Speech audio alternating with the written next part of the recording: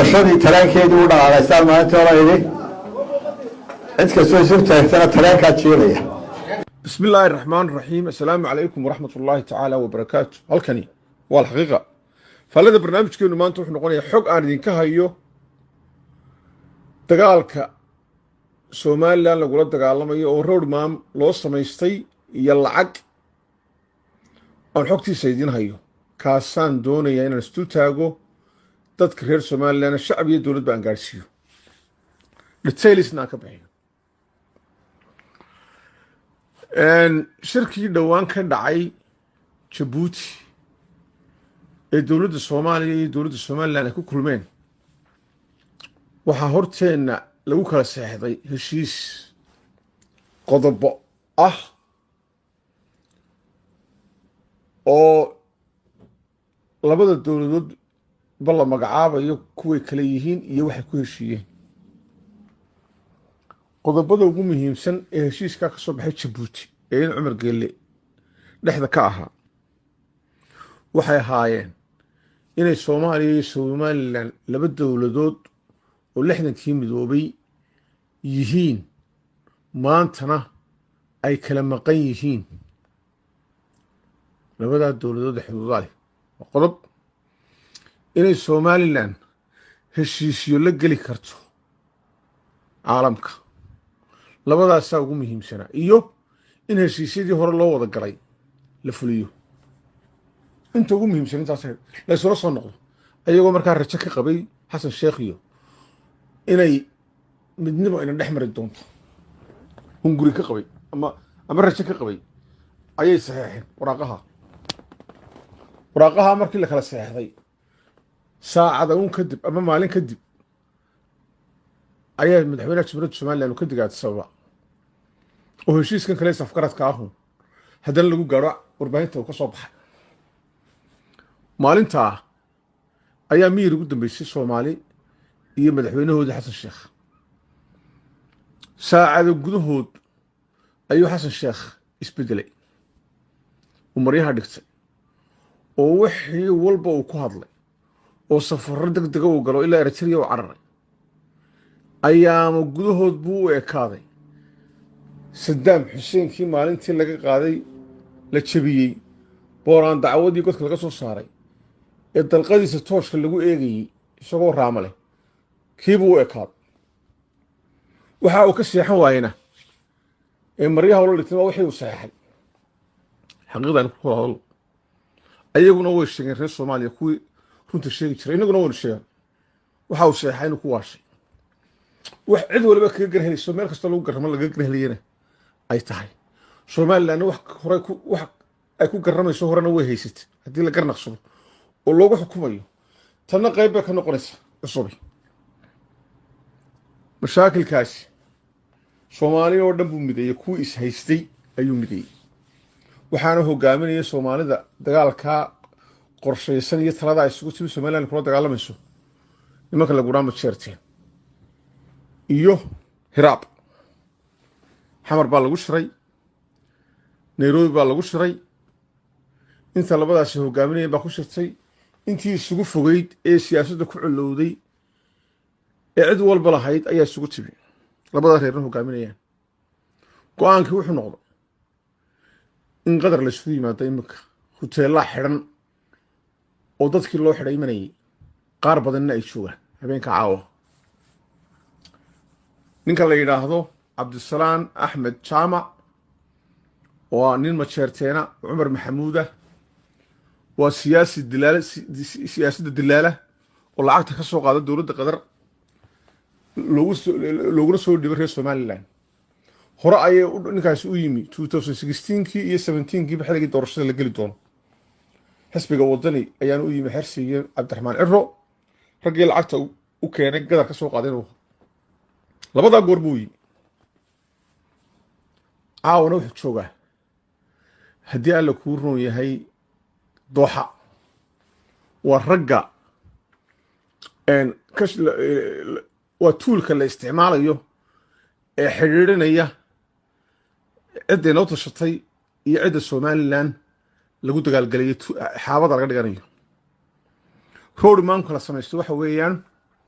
in sanadkaa gudihiisa dagaal la iskaga keen hor keeno iyada oo platformka laga duulaya uu yahay xisbiga waddani oo horena loo tijaabiyey inuu madaxweyne inoo noqdo ayagoo ayagu wato maalgelinaya oo ninkaan sheegay ninkii lacagta usoo qaadiyay uu yahay maantana fariintii cera uu dirayey uu lahaa tareen baa jiray dadka waa mid ka timi xagga ah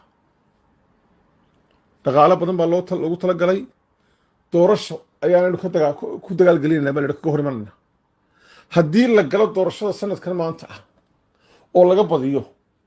dagaal baa u qorshaysan haddii ay dib u dhacdana dagaal baa u qorshaysan haddii walbana dagaal baa u qorshaysan waa nimankii shalayba aynu ogan iyadoo doorashadii ugu wanaagsaneed noo dhacdo 80 kun oo cod lagu kala badiyey haddana dagaalka ridaya jabhada samaysanaya laha waa lanaga shubtay carruur baa codaysay dad intaa codeeyey markaa waa doorasho maaha waa dagaal laynoo qorsheeyey nimanku way tashadeen inaanay weerar nagu soo qaadi karin oonay awoodi karin ayagu way isla garteen waa nimankaa kunka qofee gobollada dhexe ka dagaalamaya al-shabaabka iska celin kari waaye iyadoo lacagtii adduunka la daba wado oo diyaarado wax duqeynayo cerka marya la daba wado haddana ka saari kari waayey ee xasan ugu jira duurka dhowrka bilood go-aanku wuxuu noqday in dagaal la iskaga keen hor keeno markaynu silena ayagu ay iskaga keen dhigaan qaar inoo gurmanaya soomaaliya oo dadkeenu xamar ay u guraan oo qaar ay shaqo geliyaan oo lacag un laynagu soo galaan galo oo laga faa'iidaysto baahida iyo dadka bilcaqliga ah ee maxasta ah iyo kuwa xanuunsanaya iyo cilladda ku jirto markaynu isku hor nimaadnana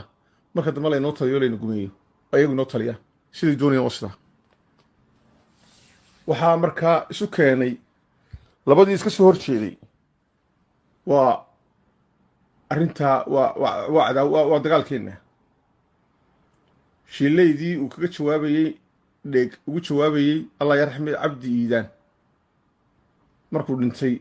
isagoo bilaabay waxaa ku jirtay bayd uu odhanayay shucuurtaas insaankeed leh ayaan sheedda ka arkaaye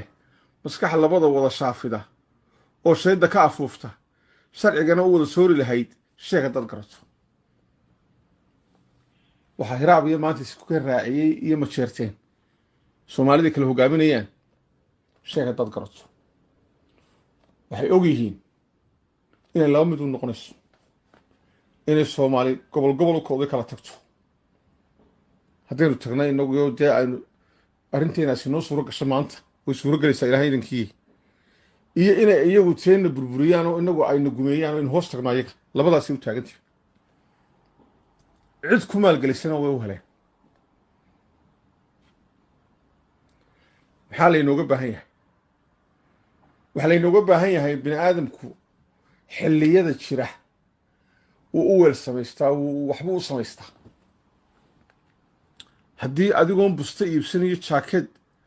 winterku kuu soo galo oo tiraa ilaahay baa ina wataa dee ilaahay wuu ina wataa laakiin diyaargarow winterka wuu kuu sheegay xilligu kuu soo galayay waxaa lagaaga baahan yahay diyaargarow haddii samarku kuu soo galo adigoon marawaxood iibsan oo haddii alla kuu roon yahay erkidheshan samaysan oo waxaad iskaga difaacda kuleelka faraha badan leh aanad samaysan iyana waa kadaalik dharka la xidhanayaabaa kala leh xilliyada wax kala daayo oo lagu talagalaa waxaa laynooga baahan yahay ku talagalkii oo diyaargarowgina ima muuqdo waxaa la gurayaa waxa laaliya wixii ictisaab nala dagaalamayey ee xisbigaa waddan ay isku xidhnaayeen o dhan waa la gurayaa ayagoo lacag loo soo dhiibana way imanayaan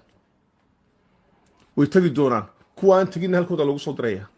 dhaqdhaqaaqooda dareemi doontaan iyo socodkooda imikadaasoo lacagtii badidina soo gaadheen oo duulduulina soo gaadhay ayaa telefishinkii soomaaliya hargeysa iyo burca iyo berbere iyo booragaba uu ka shaqaysanaya uu maadsideennii wax ka duubaya inta lacag yaroo shilmaamo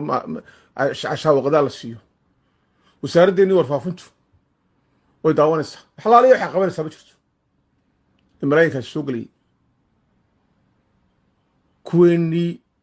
lagu shaqaysanayey ma wacyigelinayso wax meel la dhigan mayso kantarooli mayso shacabkeedii waa loo weydaaranayaa brobagandada socota ma fashilin karto oo nima fashilinaya maaha tusaale ahaan haddaan soo qaato shalay toole waxay dowladda soomaaliya tidhi diyaarad baanu ka hargoy aanu ka celinay somalilan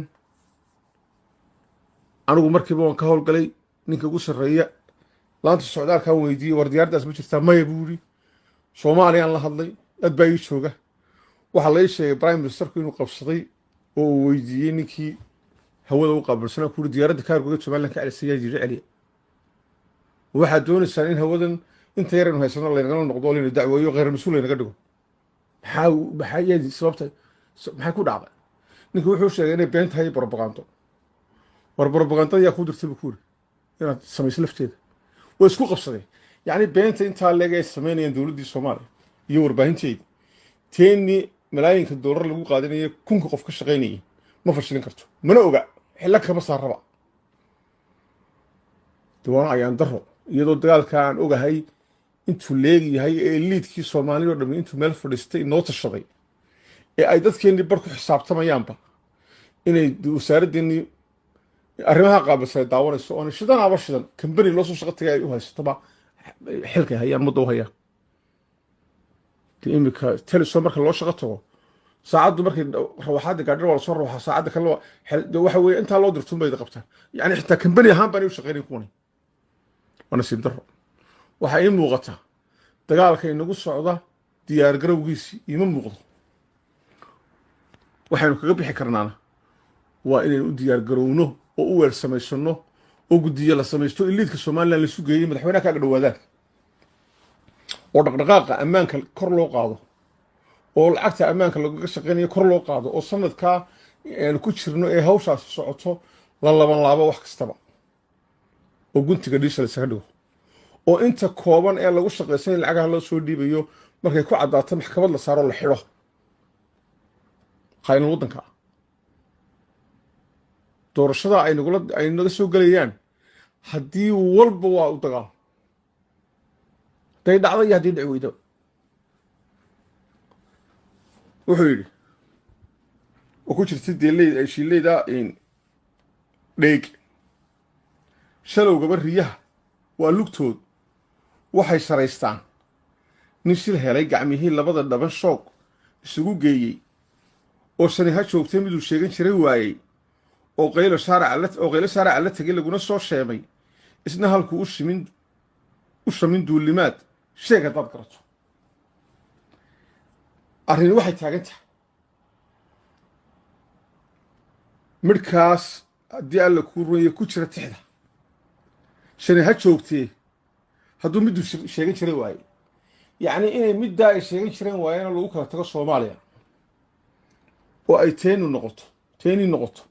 iyo in teena la waayo innaga oo gumownay oo shan u kala soconno soomaaliyana maamusho labadaasun bay noo taagantay maanta labadaasina waxay ku xidhan tahay sidaynu isaga difaacno inaynu wax ka bedello sidaynu hayn oo waa laynoo tashadaye aynu tashanno oo aynu iska gufayno iska dhacmino ooda ayaa laynooga baahan yahay